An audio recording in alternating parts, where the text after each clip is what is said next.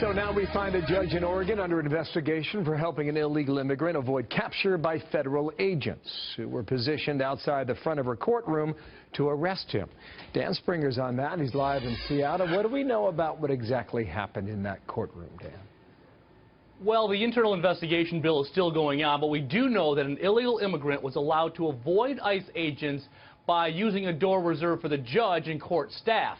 Didier Pacheco, a Mexican national who was working construction in Portland, was charged with reckless driving and DUI. He was given a deferred sentence in exchange for a guilty plea. According to his lawyer, Pacheco was nervous because he knew there were several agents from Immigration Customs Enforcement out in the hallway. We know there are 3 ways out of the courtroom. One door is used by the Sheriff's Department and it goes directly to the jail. Another door is used by the judge and is used by courtroom staff to get back to their offices.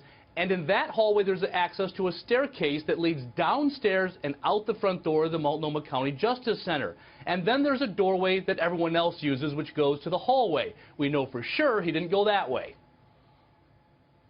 This individual was allowed to leave that courtroom through a doorway that is not a public doorway, and which ultimately led to his ability to leave the courthouse undetected by ICE. Well, ICE did end up arresting Pacheco 2 weeks later outside that same court building. He is now awaiting deportation in New Mexico. Well, Bill? what happens to the judge then, Dan?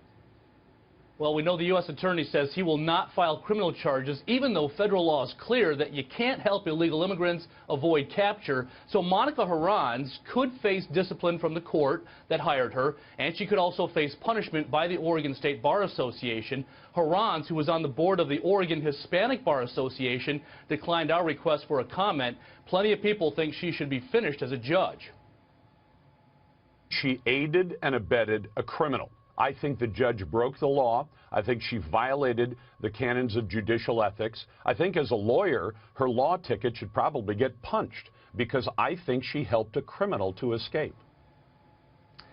And Monica Harans is still working as a judge in Multnomah County during this internal investigation. Bill? Wow, Dan Springer on that story. Thank you, Dan, in our West Coast Bureau.